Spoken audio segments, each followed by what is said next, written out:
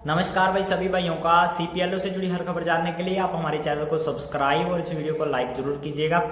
देखिए भाई, आज की जो वीडियो में आप डिस्कशन करेंगे, जैसे कि अभी पता है आपको सीपीएलओ की प्रोसेस चल रही है और मैंने ऐसे पिछली एक वीडियो में बता भी दिया था कि कम से कम आपको 1 तारीख तक का वेट करना पड़ सकता है।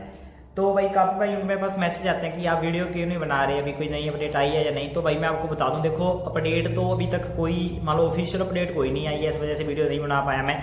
बाकी जो रोज मेरे पास कॉल आते हैं भाइयों की, उनकी जो प्रॉब्लम्स होती हैं, समस्याएं होती हैं, तो उनको उनका हल करने की आप पूरी कोशिश करते हैं। मान लो कि प्रॉब्लम ऐसी है जो एक आधे भाई के साथ आ रही है, उसको तो आपको उनके मैसेज में ही मैं रिप्लाई कर देता हूँ, उनकी प्रॉब्लम का सोल्यूशन हो जाता है। लेकिन अभी मेरे पास काफी मैसेज आ रहे हैं, 2-3 दिनों से एक बड़ी प्रॉब्लम निकल कर सामने आ रही है। वो क्या प्रॉब्लम है, उसका सोल्यूशन क्या करना है, और खास बात आज की वीडियो में आपको ये बताऊंगा कि भाई आप सैलरी की मांग करते करते ना भी, एक तो अपनी सैलरी की मांग तो है ही है, तो मान लो सैलरी की मांग की तरफ ही अपना ध्यान रहे और कुछ अपना नुकसान बड़ा हो जाए, तो उन बातों का आपने ध्यान रखना है। मान लो हर सीपीएलओ उस बात का ध्यान रखे खास करके, क्योंकि अगर एक सीपीएलओ भी बाई चांस गलती कर बैठता है तो उसकी वजह से दूसरे सीपीएलओ को भी उसका जो भुगतान है वो करना पड़ सकता है। तो अभी कुछ भाइयों ने वो गलती की भी थी, मैंने एक बार उनको स्पेशल मैसेज करके उनकी वो गलती का मैंने क्या करवा दिया, उनका ध्यान उधर केंद्रित करवा दिया कि भाई आप ऐसा ना करो।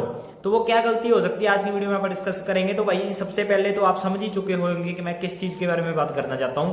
तो मैं बात करना चाहता हूं भाई सीपीएलओ के ऊपर कंट्रोल किसका रहेगा, है ना। तो कंट्रोल तो मैं कहूंगा क्योंकि कोई ना कोई बंदा आपके ऊपर होता ही, आप किसी भी डिपार्टमेंट में जाओ तो आपका सीनियर होता है या आपसे ऊपर होता है, तो आप किसी ना किसी व्यक्ति के अंडर काम करते हो। लेकिन भाई अभी क्या है कि सीपीएलओ की जो भर्ती आई है इसमें अभी तक स्पष्ट तो नहीं कर पाया, लेकिन जो नोटिफिकेशन आई थी, जो आपका ऑफर लेटर आया था, उसके अकॉर्डिंग भाई ये पक्का क्लियर है। अब ये ना कहीं भाई कि इसमें तुक्का लगा रहा है, तो तेरे को कैसे पता। ऑफर लेटर पढ़ लेना भाई, ऑफर लेटर में इस बात स्पेशल मेंशन्ड है कि आपकी जो जॉब की परमानेंसी है, यानी कि आपकी जॉब परमानेंट है, या आपको अगर आप काम नहीं करते तो कौन आपको निकाल सकता है। ऐसा प्रॉपर लिखा तो नहीं गया है कि निकाल सकता है, लेकिन आप उसको लाइन को पढ़ोगे ना ऑफर लेटर में जाके, तो वहां पर लिखा गया है कि आपकी जो अटेंडेंस वगैरह लेगा, आपकी असेसमेंट जो जाएगी, वो सिर्फ 2 बंदों के हाथ में ही है। पंचायत विभाग की अगर आप बात करें तो वो आपके ग्राम सचिव के हाथ में है भाई। तो मैं इसलिए बता रहा था, काफी भाई क्या थे कि सरपंच के पास जा जाके ऑफर, उनके जो लेटर पैड होती है उस पर लिखवा रहे हैं कि सरपंच उसको छुट्टी देगा, सरपंच उसकी हाजिरी लगाए। तो भाई सरपंच के हाथ में कुछ भी नहीं है। आप एक गवर्नमेंट एम्प्लॉय हो, चाहे भी कच्चे हो, सैलरी कम है, लेकिन आप गवर्नमेंट की द्वारा रखे गए हो, और सरपंच तो चुना जाता है 5 सालों के लिए। तो अभी सरपंच को तो 2 साल होने वाले हैं, 3 साल रहेगा, उसके बाद सरपंच चेंज हो जाएगा। आप तो नहीं चेंज होगे ना जब तक ये भर्ती रहेगी ना।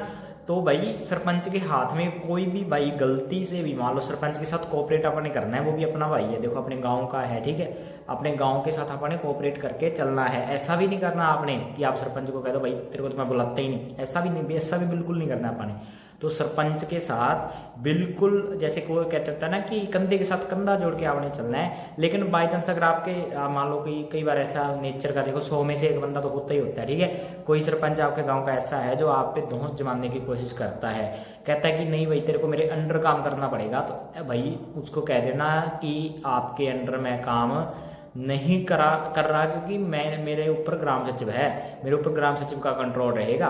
तो सरपंच ने तो सिर्फ अपना जो काम है ऑनलाइन वाला वो आपके पास आके करवाना है, और बाकी ऐसा कोई काम भी नहीं है ना। मान लो ऐसे थोड़ी है कि आपसे कोई वो नरेगा का काम करवा रहा है, कोई मान लो मजदूरी का काम करवा रहा है, वो तो कागजी पत्तर का काम है। मान लो एक सरपंच के लिए आप एक क्लर्क हो, ठीक है, तो उसने तो अपना काम करवाना है, और कोई भी लेना देना इधर उधर का आपका नहीं है। कोई अटेंडेंस का, मैं कह रहा हूँ कि कोई अटेंडेंस का आपके सरपंच के साथ कोई लिंक नहीं है। ग्राम सचिव ने जो ऑफिशियल नोटिस आया ना उसके अकॉर्डिंग ग्राम सचिव आपकी अटेंडेंस लगाएगा।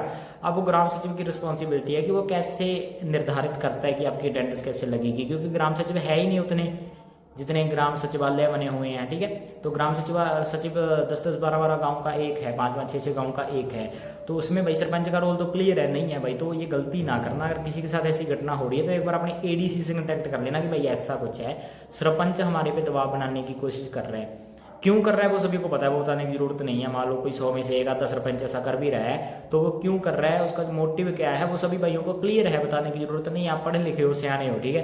तो भाई वो बाकी ये भी बात है कि आप पढ़े लिखे हो, पेपर आपने दिए हैं, तो एक ऐसा व्यक्ति जो कि इलेक्शन से चुन के आया है, मान लो ये सिस्टम वो ना होने देना जैसे अपना चल रहा है, एमपी, एमएलए, आईएएस, आईपीएस पर तो जमाते हैं। वो सिस्टम ना होने देना इसको, ठीक है। अपना ध्यान रखना भाई इस चीज़ का। और जो चीज़ें ना मैं ये बता रहा था कि सैलरी की मांग करते करते जो आपके बेसिक राइट्स हैं वो भी ना कहीं आप खो लेना, ठीक है। सैलरी की मांग अपनी करनी जरूर है, बहुत मान लो अपनी ये है इच्छा कि सैलरी बढ़नी चाहिए, लेकिन भाई उधर ध्यान जाते जाते ये ना हो कि अपनी जो बेसिक राइट्स हैं, तो बेसिक राइट कौन कौन से हैं, जैसे तो अभी टाइमिंग का फिक्स नहीं हुआ अपना ऑफिशियल, तो टाइमिंग का अपने कोई दबाव नहीं बना सकता कि भाई आपको इतने टाइम बैठना है, ठीक है। और फिर आपको कोई हटाने की धमकी नहीं दे सकता कि मैं हटा दूंगा अगर तुम मेरी बात नहीं मानेगा, क्योंकि ये ऑफिशियल लेटर में लिखा ही नहीं हुआ। और जब ऑफिशियल लेटर आ जाएगा तो फिर उसके बाद अपने को सारी चीज़ें ये क्लियर हो जाएंगी।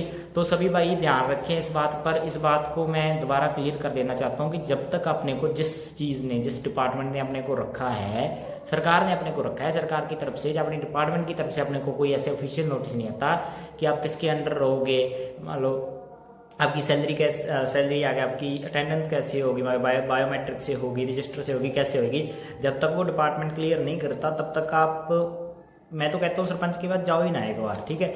आपको जब ऊपर से सरपंच खुद कॉल करेगा कि भाई आ जा मेरे पास, तेरी ऐसे वेरिफिकेशन है। और बाकी अगर आपको कोई भी बंदा डिमोटिवेट करने की कोशिश कर रहा है ना, तो किसी भी हद पर आप डिमोटिवेट ना होना, क्योंकि आप खुद लगे हो, पेपर दे के लगे हो, दो कम से कम अपने पेपर दिए हों का मूल्य तो जरूर उतारो, आगे तैयारी करते रहो भाई। मैं नहीं कहता कि आप मान लो सैलरी बढ़ भी गई 20-22 हज़ार भी होगी, तो मैं नहीं कहता आप 20-22 हज़ार वाली नौकरी पे रहो। मैं तो, हम सारे सोचते हैं कि अपनी सैलरी, मान लो कि जॉब भी अपनी बढ़े है ना, आप बड़ी जॉब पे लगो, सैलरी आपकी 60-70 हज़ार 80 हज़ार हो, तो हमेशा पॉजिटिव रहो। एक बार ज्वाइन करो, मैं शुरू से कह रहा हूँ, एक बार ज्वाइन करो, पॉजिटिव रहो, अपना आगे की सोचो, है ना।